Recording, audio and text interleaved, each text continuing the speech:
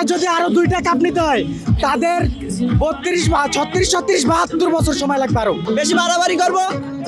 অবশ্যই আমাদের কাছে অনেক ভালো লাগতেছে, কজ আগের যে ম্যাচগুলো ছিল, দেন আর্জেন্টিনাতে রিসেন্ট একটা ম্যাচ জিতলো, মেসি 3টা গোল দিছে, ভাই এমন নাজিয়াল অবস্থা করছে, আজকে এটা রিভেঞ্জ নিতে পারবো আমরা বলা যায়। আজকের ম্যাচটা খুবই ভালো হয়েছে, দেন সামনের ম্যাচগুলো আরো ইমপ্রুভ করতে হবে।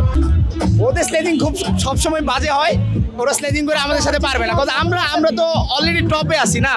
নেক্সট ম্যাচগুলো দেখা যাবে ইনশাআল্লাহ, ওদের স্লেজিং আমাদের কিছু আসে যায় না ভাই, কারণ তারা লেভেলই নাই, এখানে তাকালেই বোঝা যায়, কারণ তারা লেভেল নাই।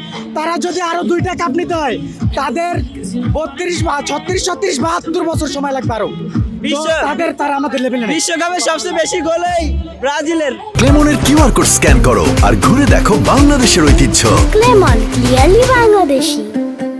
অলওয়েজ লেভেলই নাই আর্জেন্টিনা। আর্জেন্টিনা ফ্যানদের বলতে চাই, আমরা তোমাদের বড় ভাই, এটা তোমাদের মানতে হবে। তোমরা আমাদের লেভেলই নাই, তোমরা খাতার তলে ঘুমায় না আমাদের ডরে।